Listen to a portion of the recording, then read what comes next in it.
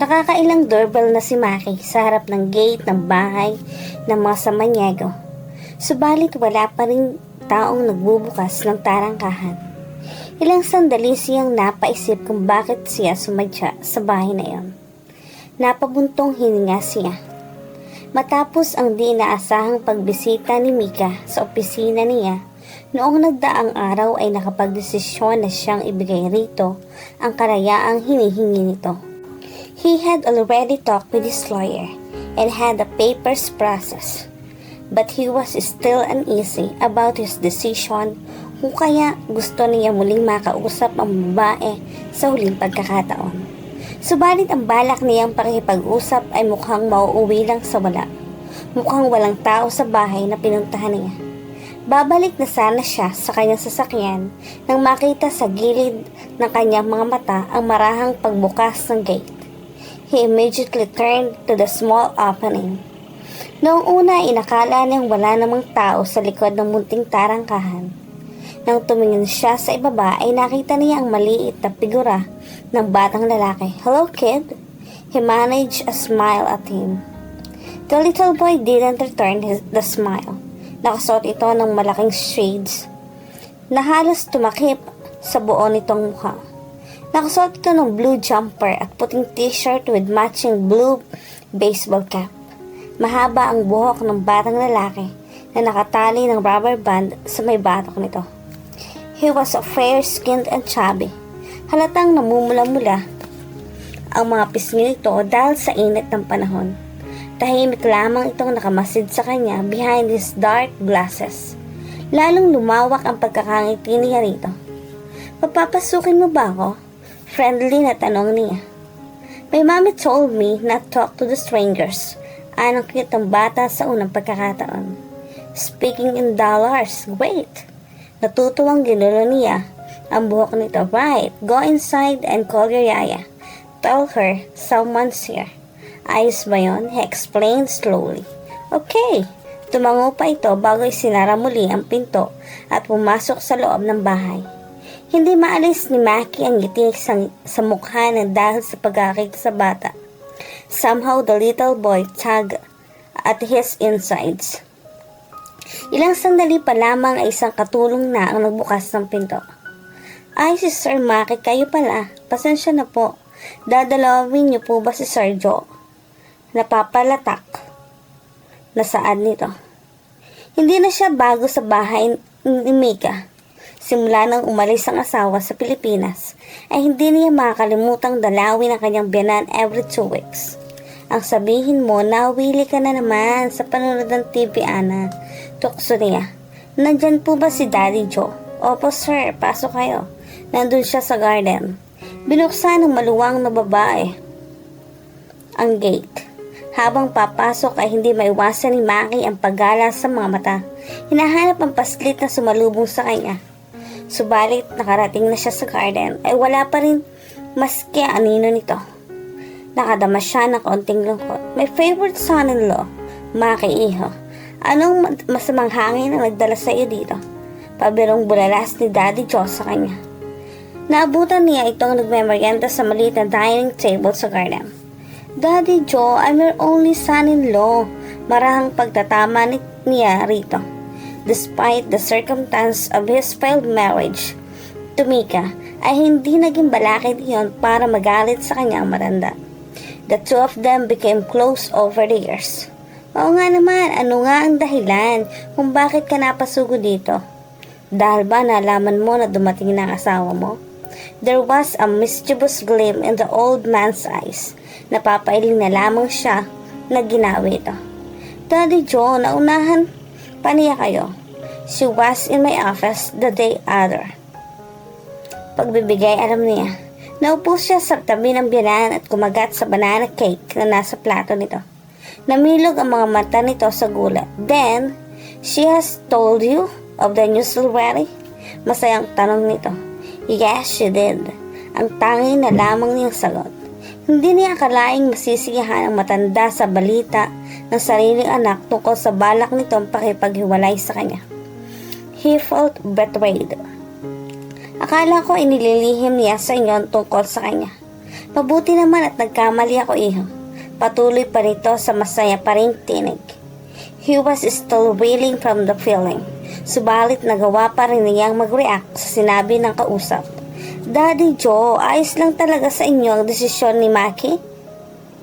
Boto ka talaga sa lalaking papalit niya sa akin? Have you even met him? Bumalatay ang confusion sa mukha nito sa mga tanong niya.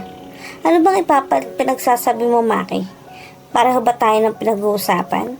Kapag kadaka, ay balik tanong nito. I don't know. I don't think so. Naguluhan ding sagot niya. Tungkol ito sa pagpapakasal ni Mika sa ibang lalaki. Diba? It's about our annulment. What? Anong annulment na pinagsasabi mo? Wala akong alam tungkol dyan. Bulalas ng matanda.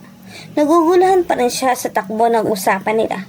So, what we're talking about in the first place?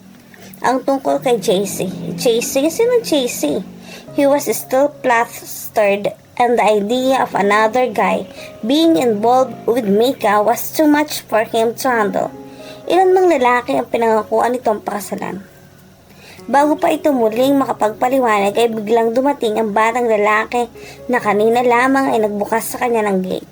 Papi, I want you to show you something. Masayang sabi nito habang lumalapit kay Daddy Joe. Kinarga ito ng matanda upang iupo sa hita nito. Papi, Daddy Joe, may iba ka pa bang anak na hindi ko alam besides kay Mika? I thought she was the only child. Naguguluhang tanong niya sa biyanan kapag adaka habang pinagmamasdan ng mga ito. Wala na, Mika. Si Mika lang ang anak ko. This is JC, may apo. He is my Mika's son. Walang kagatol-gatol na pahayag nito. Matagal bago nag-sink in sa utak niya ang sinabi ng matanda. Si Mika nagkaroon ng anak sa ibang lalaki. He felt a jab at his stomach at the top. He looked at that kid blankly. Bago pa niya may sa tinig ang nananais nito, itanong, dito nagsalita muli si Daddy Joe. JC Iho, meet your daddy. Baling nito sa batang lalaki. Katulad ng reaksyon niya, ang reaksyon ng paslit. He was slack-jawed with the revelation. Halata rin nagulat ang bata dahil napangangan nito ng bahagya sa narinig. Go and greet your daddy, JC. Marahang utos ng abuelo habang ibinababa nito mula sa pagkaupo sa hita ng una. He even pushed the boy slightly toward his direction. Masunuri namang sumunod si JC. Lumapit ito at tumigil ng ilang lipa mula sa kanya. Pinagmasdan muna siya nito bago tinanggal ang suot na shades. All his questions and doubts were erased the moment Maki saw the face behind the offending glasses. Are you really my daddy? The boy's little voice touched his heart. I guess I am. Halos hindi siya makahinga dahil sa natuklasan bago niya inilahad ang mga braso at mahigpit na niyakap ang barang lalaki. He felt his heart soar with happiness at he embraced his newfound son. Hindi siya makapaniwala na isang gabing pagkakamali nila ni Mika ay nagbunga ng isang buhay. Anong ginagawa mo dito? Malakas at hindi makapaniwalang tinig ni Mika ang bumasag sa moment nilang mag-ama. Sabay sila ng anak na napatingin dito. Nakatayo ito at nakabukas na sliding door na nakaharap sa hardin. Mukhang kagigising lamang nito dahil sa suot na pajamas. Despite the disheveled picture she made, hindi pa rin maiwasan ni Maki ang warmth na biglang sumalakay sa kanya ang tingnan nito. She looked tempting like a chocolate. I'm here to talk to you at para rin bisitahin ang anak ko, Mika. Pilit niyang pinatatag ang tinig sa natuklasang lihim nito. Hindi makapapayag si Maki na pakawala ng asawa. Not just because of their son, but because for the first time, nag-click na sa mabagal na sistema ng kanyang utak ang isang realisasyon. He was having a growing attraction to his elusive wife. Halos panawaan ng ulirat si Mika sa nagis ng eksena sa garden ng bahay. Maki was holding JC in a tight embrace. They were a picture of tenderness. Subalit kaagad niyang ibinaksi iyon sa utak. Her 5-year secret was revealed. Nalaman na ni Maki ang tungkol sa anak nila. And when did she consider sharing JC with him? Don't be a fool, saway ng kanyang utak. Simula nang muli silang nagkita nito nung nagdaang araw ay hindi na nawala sa isip niya ang gwapo at nakangiti nitong mukha. He was like an addictive candy to her. Kahit anong pilit niyang iwaksito sa isip ay palaging lamang bumabalik. Hindi niya gustong aminin sa sarili na namimiss niya ang asawa. How could she not miss him? Sa loob ng 5 taon ay nakikita niya sa mukha ng anak na ang mukha nito. Ang ngiti nito. Tumayo si Maki habang karga nito ang anak nila. The picture that made tug at her heart. She couldn't imagine anyone looking so masculine and well-honored like him despite him carrying a 5-year-old toddler in his arm. Wala namang gaanong nagbago rito. He was still tall, dark, and handsome. His face still had that welcoming smile. Clean-cut ito at clean-shaven, na lalong nagpadagdag sa angkin nitong kakisigan. Makakapal pa rin ang pantay-pantay nitong kilay, na lalong nagpa-emphasize sa kulay nito mga mata. His eyes were the most intriguing part of his face. They came from the long line of Robles clan. Lahat ng lalaking anak ng pamilya ng mga ito ay mayroong ganong kulay ng mata. Napabalik sa kasalukuyan ang diwa ni Mika na maglakad patungo sa kanya ang kanyang magama. Marahan siyang napaatras.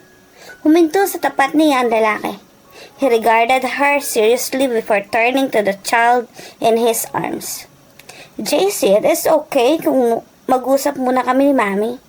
Pagkatapos namin mag-usap, maglalaro tayo maghapon. Matamis na sabi nito. Talaga po? Promise po yan, Daddy. It was the first time she saw her son looking so happy ever since they came back home. Nakaramdam siya ng kaunting pagsiselos. She felt a little bit stupid. I promise. Bring along now. Doon ka muna kay Lolo. He placed a loving kiss on his cherubic cheek before putting him down. Mika watched her father. Took JC to the inner garden. Ilang sandali na siyang nakatanaw sa direksyong tinungo ng mga ito nang marinig ang pagsasalita ng lalaking katabi niya. Bakit mo inilihim sa akin ang tungkol sa anak ko, Mika? Walang pag-aakusa sa tinig nito, kundi kalituhan at ipinagpasalamat niya iyon. Hindi na sigurado kung paano haharapin ang galit nito kung sakali. What made you think na anak mo siya? She tried misleading him, but it was to no avail. Cut the crap, Mika. Hindi ako tanga. I saw it with my very own eyes. He looked just like me when I was young. He has the same gray eyes. Isa siyang Robles. May conviction'ng pahayag nila. Kanina pa niya hinarap ang lalaki subalit sinabi nito ay biglang ang pagragasan ng damdaming ina sa kanyang kalooban. Samanyego siya. She corrected him. Hindi niya gustong angkinin nito ang anak. His butt, Mika. Hindi ako papayag na ipagkait mo sa akin ang karapatan ko. May pinalidad sa tinig nito nang sabihin niyon. Anong balak mong gawin? She felt herself panicking. Hindi siya makapapayag na kunin ito si JC. First of all, ibibigay ko sa kanya ang apelyido ko. Like it or not, asawa mo pa rin ako. Umpisa nito. And second, I'm not going to give you your annulment. No way! Hindi dahilan si JC para hindi matuloy ang annulment, Maki. Bulalas niya. Hindi napigilan ang sarili dahil sa panik na nadarama. Hindi siya makapapayag na maudlot ang plano. Gusto na niyang makuha ang inaasam na kalayaan para sa sarili. She wanted to leave her, pass behind her, and make a new start. At anong sasabihin mo sa anak natin? Kaya mo bang sabihin sa kanya na naghihiwalay ang mami at daddy niya? Hamon nito, I can. In the first place, ang alam niya ay wala ka na. I told him you were dead. She spat out. Nagbago ang ananyo ni Maki sinarinig mula sa kanya. His usually calm facade and easy demure blown out. Halatang nagpipigil ito sa galit. I'll just pretend I didn't hear you say that. Hindi ako makapapayag na ilayo sa akin ang anak ko. After 5 years na ipagkait mo siya sa buhay ko. An underlying threat lays his words. It made her spine tingle. Hindi mo ako mapipigilan kung umalis ako muli, Maki. Pagbabanta niya rito. Isa pala yung pagkakamali. He grabbed her by the shoulder and held the back of her neck in a vice-like grip. Hindi niya magawang kumilos. I won't take my eyes off you then. Mahinang sabi nito. Halos magkalapat na ang kanilang mga mukha. Before she could calculate his next move, Maki's lips were on hers. He captured her lips in a savage kiss. He literally took her breath away. Despite the hardness of the kiss, Mika could not dispel the feeling he was arousing in her. And with the last vestige of her restraints blown into the wind, she gave in to the kiss. Kagad naman itong naramdaman ang ginawa niyang pagtugon. The brutal kiss slowly transformed into a gentle kiss. He raised her lower lip with his tongue. Hindi napigilan ng babae ang kumawalang ungol mula sa kanyang lalamunan. She couldn't help digging her fingers into his straight dark hair. It was his turn to groan. Is this the way to show me that you want an annulment? Nanunuksong balik nito na magkaroon ng pagitan ng kanilang mga labi. His words suddenly brought her back to reality. Pinilit niyang itulak ito subalit hindi man lamang ito natinag. Let me go, Maki, utos niya. Nais niyang itago ang pagkapahiya nito. Not yet, my darling wife. Let me get this clear. Sasama kayo sa akin ni JC sa bahay at doon na kayo titira. We will live as a family. Naintindihan mo ba? Kampanting pagkalatag nito sa harapan niya ng mga plano nito. What makes you think na susundin kita? Pasik na tungo niya. Let's just say, dito nakasalalay ang annulment na hinihingi mo. Yun lang at iniwan na niya siya nito upang puntahan si JC.